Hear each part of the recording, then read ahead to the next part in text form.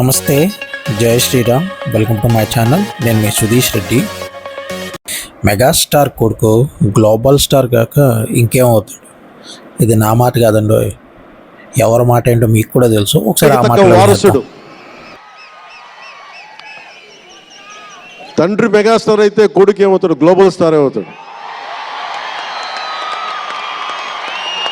Star కొడుకు అయితే డైరెక్ట్గా గ్లోబల్ స్టార్ అయిపోవచ్చా? యాక్టింగ్ కానీ ఇంకేం అవసరం లేదా? అసలు రామ్ చరణ్కి యాక్టింగ్ వచ్చా రాదా? రాదు. రామ్ చరణ్ మేము యాక్టర్గానే కన్సిడర్ చేయము అని యాంటీ ఫ్యాన్స్ ముందు వచ్చేస్తారు ఈ క్వశ్చన్. కానీ అతని స్థాయి ఏంటో, అతని యాక్టింగ్ క్యాపబిలిటీస్ ఏంటో ఈ వీడియోలో మనం డిస్కస్ చేద్దాం. పడి లేచే సముద్రంలో ఉన్న కెరటాలను చూస్తుంటాం. ఆ కెరటం పడిపోయినప్పుడు చాలామంది పిల్లలు ఆడుకోవడానికి వెళ్ళిపోతారు, కానీ లెగిసి కొట్టిందంటే ఎగిరి పడుతుంటారు కదా. రామ్ చరణ్ కెరియర్ కూడా అలాంటిదే. విమర్శించారు, యాక్టింగ్ రాదన్నారు, కానీ ఒక్కసారి ఒకే పడి లేచిన దెబ్బ కొట్టాడు. మళ్ళీ ఎవరు కోలుకోలేదు. చిరుతలా స్టార్ట్ అయ్యాడు, అక్కడి నుంచి మెగా పవర్ స్టార్గా మారాడు. ఇప్పుడు గ్లోబల్ స్టార్ అనే బిరుదు అందుకున్నాడు.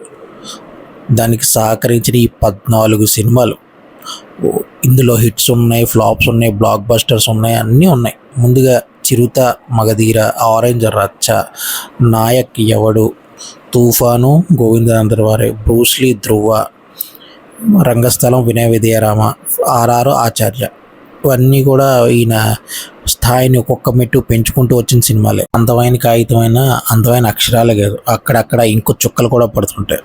కానీ అందమైన అక్షరాలను వదిలేసి ఇంకు చుక్కల్ని గురించి మాట్లాడే వాళ్ళ గురించి మనం ఏం చెప్పలేం. ప్రస్తుతానికి ఆ అందమైన అక్షరాలని గుర్తు చేసి ఆ ఇంకు చుక్కల్ని చెరిపేద్దామనే నా చిన్ని ప్రయత్నం. ఫస్ట్ చిరుతలా తెరంగట్నం చేశాడు కదా పూరి జగన్నాథ్ డైరెక్షన్లో. ఈ మూవీ టైటిల్ కార్డు దగ్గర నుంచి ఇతను పేరు పడడం కూడా ఈ మెగా ఫ్యాన్స్కి కాదు, జనరల్ ఆడియన్స్ కూడా చాలా క్యూరియాసిటీకి ఎదురు చూసిన టైం ఇది. థియేటర్లు అయితే దద్దరిల్లిపోయా, అది వేరే లెవెల్లో ఉంది. అండ్ ఎంట్రన్స్ అయితే, ఈ ఎంట్రన్స్కి మేబీ నా వేరే ఎవరికి కూడా ఈ టైప్ ఆఫ్ అప్లాజెస్ కానీ ఆ టైప్ ఆఫ్ విజిల్స్ కానీ రావు. నెక్స్ట్ ఫస్ట్ సినిమాకి అది ఆ లెవెల్లో ఎంట్రన్స్ ఇచ్చాడు పూరి జగన్నాథ్. అండ్ ఆ ఎంట్రన్స్ని క్యారీ చేయడమే కాదు, ఆ డైలాగ్ డెలివరీలు, ఒక్కసారి ఆ డైలాగ్ డెలివరీ ఎలా ఉందో ఒక్కసారి చూడండి. అండ్ ఈ ఫైట్ సీక్వెన్సెస్ కూడా నెక్స్ట్ లెవెల్ ఆఫ్, ఫస్ట్ సినిమాకి ఈ లెవెల్ ఆఫ్ ఫైట్ చేస్తాడని ఎవ్వరూ ఊహించుకోవడం, అంతకు మించి చేశాడు అంతా కూడా. ఎప్పుడు కొట్టుకుందామన్నా రెడీ అంటే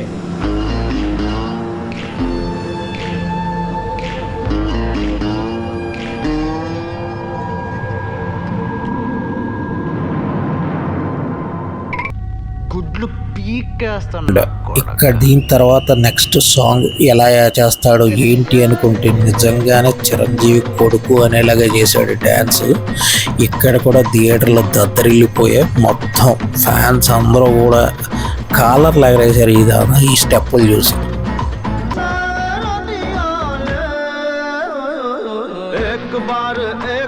చూడబోయే ఈ సీన్ గురించి ఎప్పుడు ఎవరు ఎందుకు మాట్లాడారో నాకు తెలియదు. బాధని, అసహ్యాన్ని, ప్రేమని ఎక్స్ట్రాడినరీగా పలిగిస్తాడు ఒక సింగిల్ షాట్లో. నెక్స్ట్ లెవెల్ ఉంటుంది. ఫస్ట్ టైమర్గా ఈ లెవెల్ ఆఫ్ పెర్ఫార్మ్ చేయడం అయితే సూపర్. అసలు ఫస్ట్ సినిమాతోనే ఫైట్లు, డ్యాన్సులు, పెర్ఫార్మెన్స్ కూడా నెక్స్ట్ లెవెల్లో చూపించాడు. కొంచెం గ్యాప్ తీసుకున్న ఒక ఆటం బాంబును పట్టుకుని వచ్చాడు, అదే మగధీర. ఇందులో ఫస్ట్ ఆఫ్ ఆల్ ఈ హార్స్ రైడింగ్ ఉంటుందండి, నెక్స్ట్ లెవెల్ అనమాట. తర్వాత ఈ ఎంట్రన్స్ సీన్లో ఈ పర్ఫార్మెన్స్ ఉంటుంది చూసారా, ఎస్పెషల్లీ హీరోయిన్ చేయి పట్టుకోలేక కింద పడిపోతున్నప్పుడు కొన్ని ఎక్స్ప్రెషన్స్ ఇస్తాడు, నెక్స్ట్ లెవెల్ అనమాట.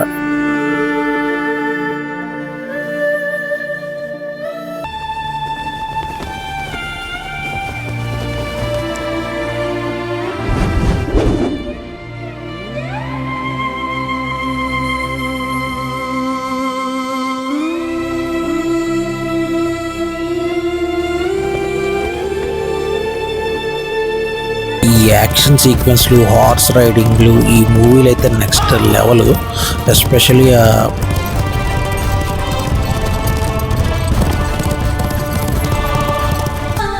ప్రతి సీన్లోని బ్లెండ్ అయ్యాయి ఆ ఎక్స్ప్రెషన్స్ నెక్స్ట్ లెవెల్లో ఉంటాయి.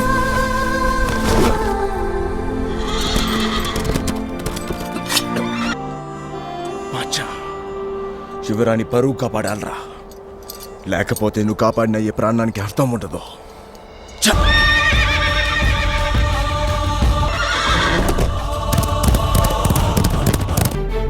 రాజ్యం కోసం తన ప్రేమని త్యాగం చేయడంలోనూ, మహారాజుగా కాదు, మిత్రవింద తండ్రిగా అర్థిస్తున్నాను.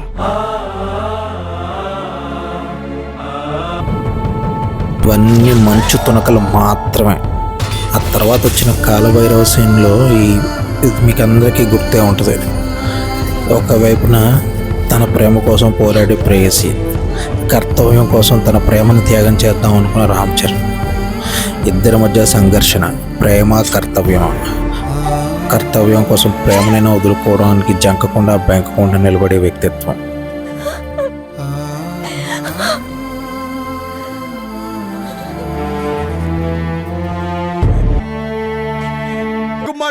నిహర్ గారితో హోరాహోరీగా చెప్పిన డైలాగులు కూడా టూ గుడ్ ఉంటాయి. ఈ సిరీస్ అంతా టూ గుడ్ నెక్స్ట్ లెవెల్ అనే పదాలు మీరు వింటూనే ఉంటారు, ఏమనుకోకుండా ఇంకా తప్ప వాడాలి. అండ్ దాని తర్వాత వచ్చే పంపించు, పర్వాలేదు, లెక్క తక్కువ కాకుండా చూసుకో. 100 కాదు షేర్ ఖాన్, 100 మందిని ఒకేసారి రమ్మను. తర్వాత ఇలా బరిలోకి దిగి 100 మందితో చేసే యుద్ధం అనేది టూ గుడ్ అనమాట. పర్ఫెక్ట్గా బ్లెండ్ అయిపోతాడు ఆ సీన్లు అన్నిట్లోకి. ఆ తర్వాత ఎప్పుడైతే ఆ బాణాలు ఇచ్చి ఇక అయిపోయిందిరా అన్న టైంలో మళ్ళీ రేజ్ అయ్యే ఎపిసోడ్ చూసారా, అక్కడ నెక్స్ట్ లెవెల్లో అక్కడి నుంచి నేను బలాన్ని ఒక్కొక్క రక్తపు పేర్చుకుని మరి బలాన్ని పుంజుకుంటున్నానన్న ఎక్స్ప్రెషన్స్ ఇస్తాడు. టూ గుడ్ అనమాట. అండ్ అక్కడి నుంచి మళ్ళీ 100 వాడిని చంపే వరకు కూడా ఎపిసోడ్లో ఉన్న ఎక్స్ప్రెషన్స్ కానీ, నా వల్ల కావట్లేదు కానీ నేను సాధిస్తాను, ఎలాంటి సిచ్యువేషన్లో కూడా ఓడిపోను, ఓటమిని అంగీకరించను అన్న తత్వంతో పోరాడతాడు చూసారా, మామూలుగా ఉండదు అసలు.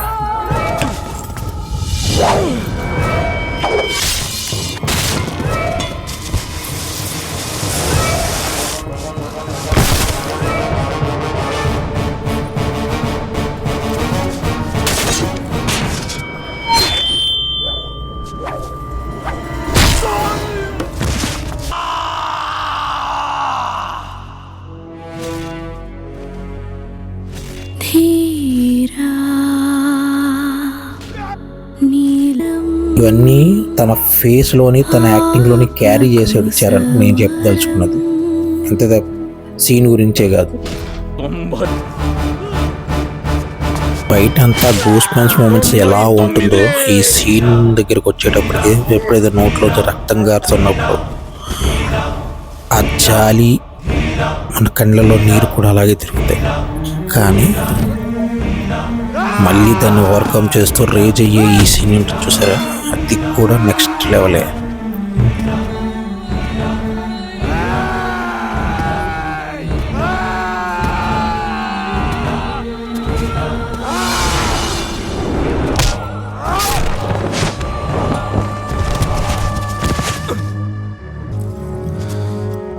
చాలా షేర్ ఖాన్, ఇంకో 100 మందిని పంపిస్తావా?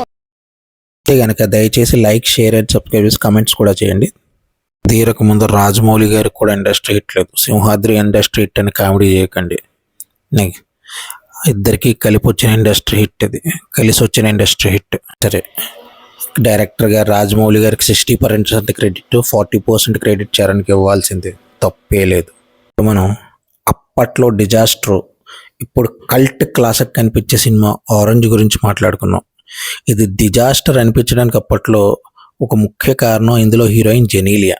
అయితే మాత్రం ఆ రాజకం మనం ఎంత మాట్లాడుకున్నా తక్కువే. కొంచెం బెటర్ స్క్రీన్ ప్లే చేసి ఉంటే ఇంకా బాగుండేది. అంటే జనాల్ని కన్ఫ్యూజన్ లేకుండా కొంచెం క్లారిటీగా ఇట్లా ఇచ్చుంటే ఇంకా బాగుండేది. బట్ స్టిల్ ఫస్ట్ హాఫ్ అంతా కొంచెం కన్ఫ్యూజింగ్గా తిరిగే కింద, సెకండ్ హాఫ్ ఆ క్లారిటీ తెచ్చుకున్నప్పుడు ఒకసారి తన ప్రేమ కన్నా తనే ఎక్కువ అని తెలుసుకున్నప్పుడు, లేదా ప్రేమ తనని డామినేట్ చేస్తుందని తెలుసుకున్నప్పుడు, ఆ ప్రేమ నుంచి బయటకు వచ్చే సంఘర్షణ చూపించిన విధానం ఈ సీన్ లో నెక్స్ట్ లెవెల్ ఉంటుంది. ఎక్స్క్యూజ్ మీ, ప్రాబ్లం క్యా హై? ఎలావయ్యా దుబ్బుతారు దుబ్బు లేకుండా ఇద్దరు కలిసి బ్రతకడం నరకం ఉందనుకుని బ్రతకడం దానికంటే పెద్ద నరకం. అది నేను చేయలేను. ఈ ఒక్క నిజమైన నీకు ఇప్పటికైనా నేను చెప్పకపోతే ఇంకా ప్రేమించాను కదా అని చెప్పి లైఫ్ లాంగ్ నేను ప్రేమిస్తున్నట్టు నటించి ఇప్పుడు ఉన్నట్టు లైఫ్ లో అది నేను ఆడే మొదటి అబద్ధం. ఎలాంటి సిచ్యువేషన్ అయినా సరే తను నమ్మిన బాటలు మాత్రం మార్చుకోనని చెప్పి ఈ ఒక్క సీను. అలాంటి ప్రేమ నాకొద్దు. జాన్ విడిపోవడం అయితే తను చేసిన తప్పుల్ని సరిదిద్దుకోవాలని ప్రయత్నించే సీను. సమస్యకి పరిష్కారం ప్రేమించడమే అయితే అది ఎలా ప్రేమించాలో చెప్ప. బావ మంచి కోరుకుంటాడు బావమర్తి. అదేంటో తెలుసుకోవాలి బావా. నేను అదే ప్రయత్నిస్తాను. తన ప్రేమలో నిజాయితీని కానీ తన అసహనాన్ని కలిపి వ్యక్తపరిచే ఈ సీను టూ గుడ్ అనమాట. నేను ఇంకా ఇన్నిసార్లు టూ గుడ్ అంటూ ఉంటాను, కానీ మీరు చూడండి నెక్స్ట్ లెవెల్ సీన్స్ ఇవన్నీ కూడా ఇప్పుడు మీరు చూస్తుంటే మీకే అర్థమవుతుంది ఏ లెవెల్లో పర్ఫామ్ చేశాడో, ఎంత కష్టపడ్డాడు, ఏ లెవెల్లో క్యారెక్టర్ని అర్థం చేసుకున్నాడు అనేది. చూస్తే ప్రేమ కాదు, ఈ డెప్త్ అప్పుడు అర్థం కాలేదు, ఇప్పుడు అర్థమైంది కాబట్టి జనాలు కల్ట్ క్లాసిక్ అని చెప్తున్నారు. నెక్స్ట్ ఎవరినైనా అడగండి చరణ్ సినిమాలో ఫేవరెట్ ఏంటంటే ఆరెంజ్ అండ్ రామ్ చరణే చెప్తారు.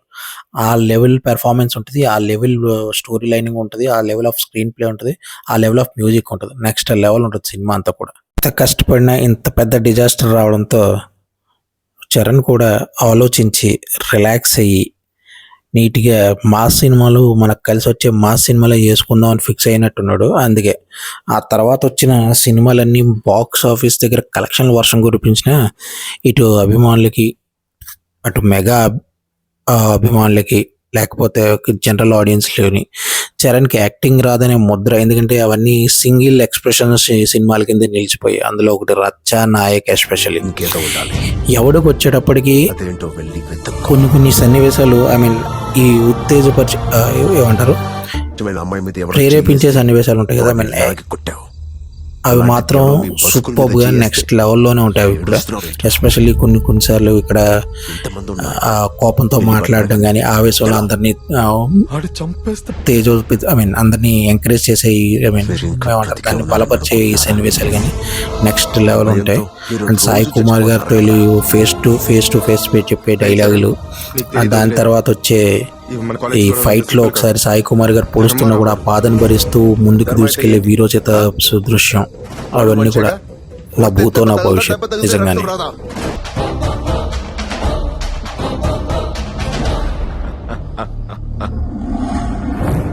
మళ్ళీ భయపడ్డావు కదరా. వెనక నుంచి కాదు, మగాడ్లా ముందు నుంచి రా రా రా. తర్వాత మెగా ఫ్యాన్స్ అందరూ కల్లో కూడా ఇప్పుడు తలుచుకోవడానికి కూడా భయపడే విషయం ఒకటి జరిగింది. జంజీర్ పాన్ ఇండియా మూవీ వచ్చింది. ఇక్కడి నుంచి మెగా ఫ్యాన్స్ కాదు, రామ్ చరణ్ ఎదుర్కొన్న విమర్శలు కూడా తక్కువేం కాదు, మామూలు విమర్శలు అయితే ఎదుర్కోలేదు. Now, Lakhya cobbles together powerful moments from the original Zanjeer but brings no depth to his storytelling. In a cringe-inducing rehash of the memorable morgue scene, as the background score swells, Vijay's Ram Charan can't muster up the seething intensity that Bachchan brought to that moment. Ram Charan never gets under the skin of Vijay Khanna, making it hard to look beyond his coal-lined eyes and styled hair. Having said that, the blame for this film rests squarely with its maker, disregard for the audience. It's an obvious attempt to cash in on the brand Zanjeer and offer nothing in return. I'm going with 0 out of 5. Yes, nothing, nada, shunya. Without belittling their year-long battle with the film's makers to be compensated for remaking their script, perhaps screenwriters Salim Khan and Javed Akhtar might consider donating some part of their settlement towards admitting these guys to film school. భారీ విస్ఫోటనాన్ని తట్టుకుని నిలబడ్డాక కూడా తర్వాత చేసిన గోవింద్ అందరి వారి పర్లేదనిపించుకున్నా లేదా Bruce Lee comedy బాగానే ఉన్న డిజాస్టర్లుగానే మిగిలాయి. అండ్ ఆగి ఆలోచించి తను మార్చుకొని కొత్తగా ఎలాగైనా ప్రింట్ చేయాలి ఒక రీమేక్తో వచ్చాడు. ఎక్స్ట్రాడినరీ రీమేక్తో నెక్స్ట్ లెవెల్ పర్ఫార్మెన్స్ ఇచ్చాడు. సాధారణంగా రీమేక్స్ కన్నా ఒరిజినల్ కన్నా రీమేక్స్ అంత బెటర్గా ఉండవు, కానీ ధ్రువ మాత్రం ఒరిజినల్ కన్నా 10 times బెటర్ రీమేక్ అని ప్రతి ఫ్యాన్ గుండెల మీద చేసుకుని చెప్తాడు. Especially settled acting and matured performance తో నెక్స్ట్ లెవెల్లో తీసుకెళ్ళాడు ఈ సినిమాని రామ్ చరణ్ మాత్రం. ఆ రోజు వాళ్ళని పట్టుకోవడానికి అంతగా తప్పని పడ్డాను. అక్కడ దొరికిన ఆ ల్యాండ్ పేద ప్రజలకే చెందాలని ఫైట్ చేసిన వ్యక్తి రామస్వామికి ప్లాన్ చేసి పోలీసుల్ని అదే నిజమని నమ్మించి కేసు క్లోజ్ చేశారు. ఇప్పుడు చెప్పండి రా, మన శత్రువు వీడా? కేసులతో పాటు నాకు డౌట్ వచ్చి ఇన్వెస్టిగేట్ చేసిన 500 కేసులకు సంబంధించి ఫుల్ డీటెయిల్డ్ అనాలిసిస్.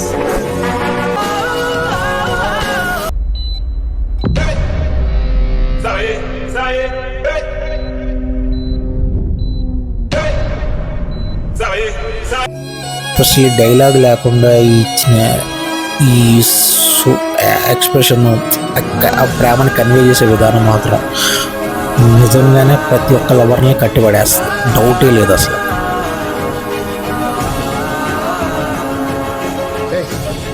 ఎన్నిసార్లు చెప్పాలి బయలుదేరి ఇక్కడి నుంచి.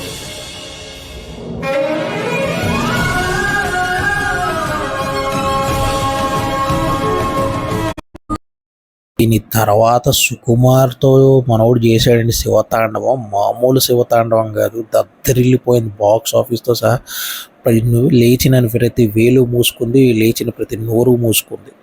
సారీ చిన్నమ్మడు, లేచిన ప్రతి వేలు ముడుచుకుంది, ఎత్తిన ప్రతి నోరు మూసుకుంది. మామూలుగా లేదు అసలు. ఈ సీన్ చూడండి ఏ లెవెల్లో పర్ఫామ్ చేశాడంటే రూటెడ్ అనమాట. ఇంకా మాటలు లేవు, వర్ణించుకోవడాలు లేవు. చూసేయండి.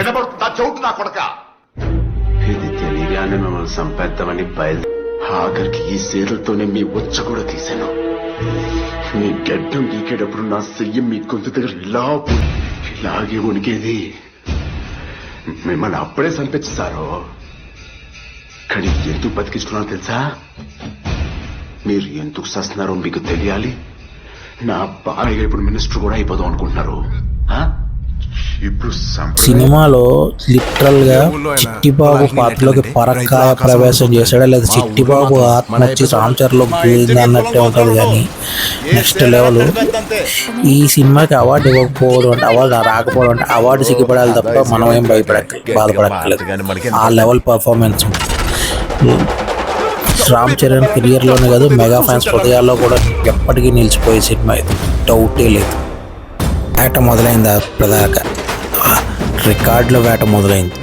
మాస్ లేదు, క్లాస్ లేదు, ఈసీ ఆంధ్ర లేదు, సీరియట్ కాదు, నైజాం కాదు, ఎక్కడ చూసినా సరే కలెక్షన్లో సునామీ వచ్చింది. రామ్ చరణ్ ప్రశంసలో వెల్లువ కురిసింది, మామూలుగా ఉండదు. మరి సిట్టి బాబు అనే ఒక తమ్ముడున్నాడు, వాడిని ముట్టుకోవాలంటే ఈ సిట్టి బాబు గారి గుండెగా దాటెళ్ళాలని చెప్పండి.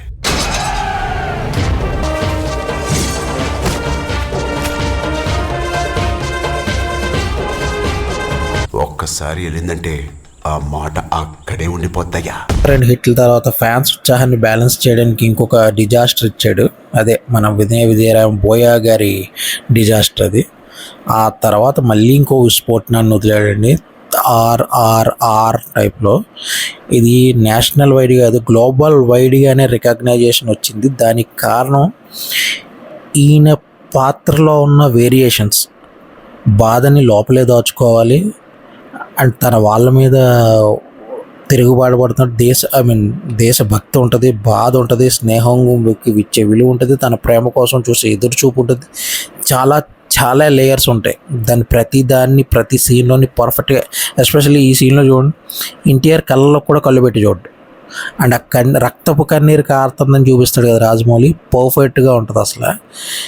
ఈ మూవీ గురించి ఈ యాక్టింగ్ గురించి నేను చెప్పడం కాదు, కొంతమంది మహాన్మహులే చెప్పారు. Especially movie director Vijayendra Prasad గారు కానీ, లేకపోతే జేమ్స్ కెమెరాన్ లాంటి డైరెక్టర్ కానీ, ఎస్పెషల్లీ రామ్ క్యారెక్టర్లో ఉన్న వేరియంట్స్ని కానీ లేదా రామ్ పెర్ఫామ్ చేసిన విధానాన్ని కానీ నెక్స్ట్ లెవెల్లో పొగిడారు. అండ్ అర్థం చేసుకోవాలన్నా కూడా అర్హత ఉండాలన్నట్టే చెప్పారు. మామూలుగా ఉండదు, ఒకసారి చూడండి.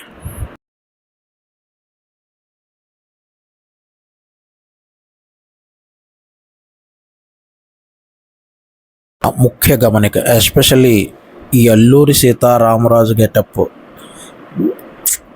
ఏం చెప్పరు, మాటలు లేవు, నో వర్డ్స్, అంతే. When I saw it the first time, I watched it alone. I didn't know what to expect.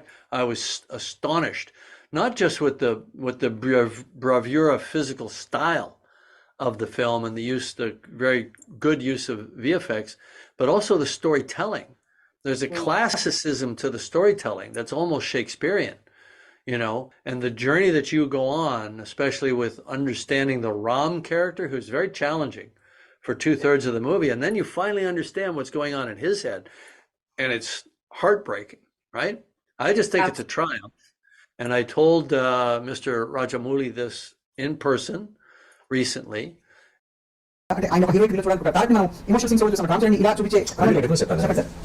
Story డిజైన్లో ఇట్స్ సో హ్యాపెన్ మీరు కామన్ డ్రైవింగ్ క్యారెక్టర్ అండి వాళ్ళకి హత్ర ఇన్నసెన్స్ అని దాంట్లో డామేజ్ చేస్తారు వాపస్ దగ్గర తెగిస్తారు అండి it was straight to the heart అండి the mood was straight to the heart but person ఏమాత్రం చెట్టు ఉన్నా సరే there so many complex in the character of Charan they keep on appreciating అబ్బా ఏం చేశారు నెత్తి పెట్టుకుంటారండి. ఇది ఇప్పటి వరకు ఉన్న జర్నీ ఇప్పటి వరకు సాగింది. ఆచార్య గురించి మనం ఎంత తక్కువ మాట్లాడుకుంటాం, ఎస్పెషల్లీ ఒక్క క్వరీ దగ్గర ఫైట్ సీన్ ఉంటుంది చూడండి, అది టూ గుడ్ నెక్స్ట్ లెవెల్ ఉంటుంది. అది పక్కన పెడితే ఇప్పుడు గేమ్ చేంజర్తో రాబోతున్నాడు కదా రామ్ చరణ్. ఒక్క సీన్ వచ్చాడు, సింహానికి సింబాకి మధ్యలో జరిగే కెమిస్ట్రీ కానీ లేకపోతే వీళ్ళ అండర్స్టాండింగ్ కానీ వీళ్ళ యాక్టింగ్ పర్ఫార్మెన్స్ కానీ నెక్స్ట్ లెవెల్లో ఉంటాయని చెప్పడానికి. కాకపోతే ఫుల్ ఫ్లెడ్జ్డ్గా వాడుకోవడంలో కొరటాలే ఫెయిల్ అయ్యాడు. ఈ సీన్ చూస్తే చెప్పొచ్చు అది ఈజీగా. కావాలని పొడవలా వాడొచ్చి గుచ్చుకున్నాడు. సారీ అమ్మా, సారీ ఓకే పని చూసుకోండి రండి సార్.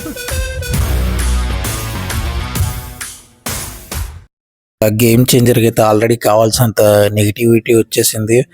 మిగతా వాళ్ళందరూ కూడా ఇంత ఖర్చు కనిపించట్లేదని కరెక్టే, కొన్ని పాయింట్స్ కరెక్టే, కానీ నెగిటివ్స్ మాట్లాడినప్పుడు పాజిటివ్స్ కూడా మాట్లాడాలిగా, అది ఎవరో చేయట్లేదు. బట్ ఇందులో రామ్ చరణ్ అప్పన్నగా పర్ఫార్మెన్స్ అంటే నెక్స్ట్ లెవెల్లో ఇచ్చి పడేశాడు.